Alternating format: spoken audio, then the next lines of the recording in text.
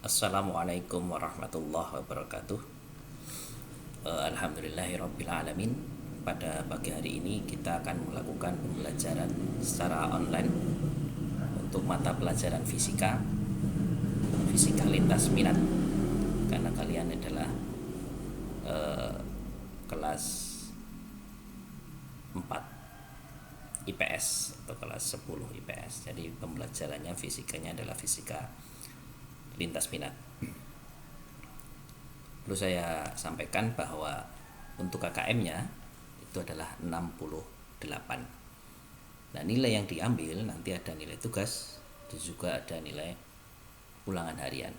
Jadi kalau kalian kepingin nilainya mencapai KKM paling minimal ya, nilai-nilai yang ada itu adalah 68 ya, 68. Nah, saya kira untuk saya sendiri untuk perkenalan, karena dulu udah pernah kan ya di kelas 3 diajar walaupun hanya beberapa bulan ya. Sini sudah tertera namanya ini ya, Iksan Taufik ya.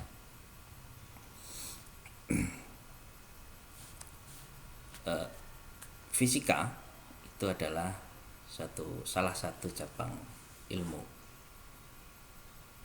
sains ya, cabang ilmu sains yang mempelajari tentang fenomena-fenomena alam, fenomena-fenomena alam, gejala-gejala alam yang ada di keseharian kita.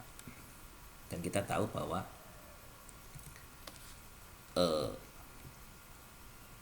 di alam semesta ini yang diciptakan oleh Allah Subhanahu wa taala itu adalah semuanya ciptaannya adalah ayat-ayat Allah.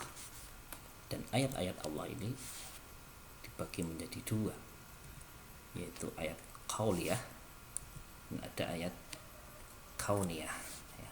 Ayat qauliyah itu tertuang di dalam Al-Qur'an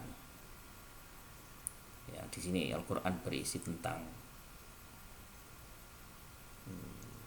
perintah, tentang larangan, tentang sejarah, ancaman, dan juga selain ancaman itu juga harapan ya, kabar gembira. Sedangkan ayat-ayat kauniyah itu di dalam Al-Quran juga ada terdapat sekitar 1108 ayat kauniyah, itu ayat-ayat alam. Misalkan di situ menyebutkan tentang air, tanah, langit, bumi ya. Nah, ayat kauniyah ini itu adalah berada dalam alam semesta, yang dimana tentang perceritaan tentang alam semesta ini ada juga di dalam Al-Quran yang kurang lebih ada 1108 ayat-ayat alam. Nah, di dalam ayat memahami ayat-ayat Allah, terutama ayat qauliyah Al-Quran, maka di situ perlu adanya pemahaman dengan bahasa Arab. Al-Quran maka dia dalam bahasa Arab. Sedang alam semesta bahasanya apa? Bahasanya secara matematika. Nah, dalam bahasa Arab ini maka di situ adalah perlu adanya apa? Perlu adanya tafsir. Jadi ditafsirkan di ayat Al-Quran itu. Sedangkan ayat kauniyah dengan bahasa matematika maka itu juga ditafsirkan atau diamati, dieksperimen, yaitu dengan salah satunya adalah ilmu fisika itu sendiri ya. Dalam Quran surat Al-Mulk ayat 3, A'udzubillahi minasyaitonirrajim. Bismillahirrahmanirrahim. Alladzi khalaqa sab'a samawati tibaqa ma tara fi khalqir rahmani min tafawut farji'il basara hal tara min futur. Yang artinya adalah yang telah menciptakan 7 langit berlapis-lapis, kamu sekali-kali tidak melihat pada ciptaan Tuhan yang Maha Pemurah sesuatu yang tidak seimbang. Maka lihatlah berulang-ulang, apakah kamu lihat sesuatu yang tidak seimbang? Di situ terlihat, maka lihatlah berulang-ulang, adakah kamu lihat sesuatu yang tidak seimbang? Nah, ini adalah perintah untuk menyelidiki, melihat, bukan hanya melihat secara mata, tetapi melihat kemudian bisa melakukan penyelidikan berulang-ulang fenomena-fenomena alam, fenomena dalam penciptaan 7 langit berlapis-lapis. Dan fisika itu merupakan ilmu yang mempelajari tentang pola, keteraturan, dan keseimbangan alam semesta yang diterjemahkan dalam bahasa matematis. Nah, untuk belajar fisika bukan berarti kita menjadi seorang fisikawan atau peneliti, ya. Karena apa? Karena perkembangan teknologi yang pesat ini tidak lepas dari ilmu fisika, dan fenomena-fenomena alam sehari-hari juga tidak terlepas dari konsep fisika. Sehingga fisika ini adalah sesuatu hal yang penting untuk dipelajari. Supaya kita apa? Supaya kita bisa memahami akan kebesaran Allah. Belajar fisika ini bisa jadi tergolong sebagai hamba yang menerapkan perintah Quran surat Al-Mulk ayat 3 tadi. Maka lihatlah, itu disuruh supaya melihat. Maka bisa dikatakan bahwa fisika itu adalah merupakan salah satu jalan ibadah yang ditempuh manusia untuk mengenal Allah dan mengenal ciptaannya. Dengan harapan apa? Dengan harapan kita bisa memberikan manfaat untuk kehidupan. Terutama manfaat yang sudah kita petik adalah perkembangan teknologi yang sangat pesat sekali. Kalian bisa lihat di situ. Saat ini pun yang terbaru adalah perkembangan teknologi pada senjata perang. Rusia saat ini sudah mencoba senjata gelombang elektromagnet. Wah, keren, gelombang elektromagnet.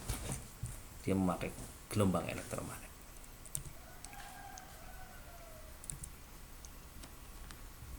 Baik, itu sebagai pengantar.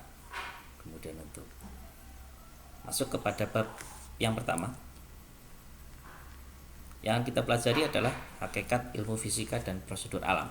Di situ akan kita pelajari tentang hakikat fisika, ruang lingkup fisika, kemudian ada metode ilmiah, ada keselamatan kerja di laboratorium. Sekarang apa sih yang fenomena-fenomena alam ini yang tidak berhubungan dengan fisika? Insya Allah semuanya berhubungan. Nah, lihat gambar apa ini? Iya, pelangi. Ya, ini adalah gambar pelangi. Bagaimana pelangi itu bisa terjadi? Itu yang akan dipelajari. Itu adalah fenomena-fenomena alam. Pelangi terjadi itu adalah sinar matahari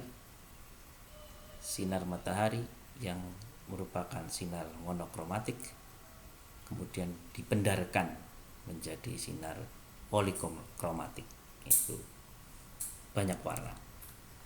Nah, ini adalah satu fenomena fisika yang tentunya gejala, dan fisik ini itu sudah dilakukan sebuah penelitian yang mendalam, penelitian yang menggunakan suatu metode yang disebut dengan metode ilmiah.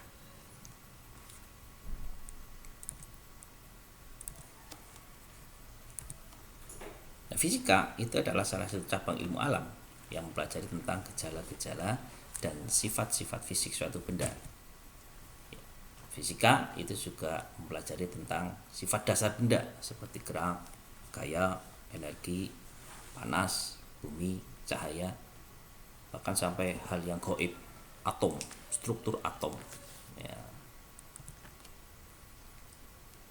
Fisika juga merupakan ilmu eksperimental. Artinya apa? Artinya adalah fisika itu merupakan ilmu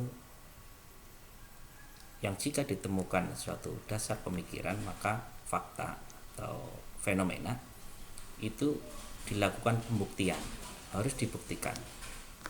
Sebagai contoh, dulu Aristoteles itu menyatakan buah pemikirannya bahwa gerak suatu benda yang jatuh itu bergantung massa dari benda itu.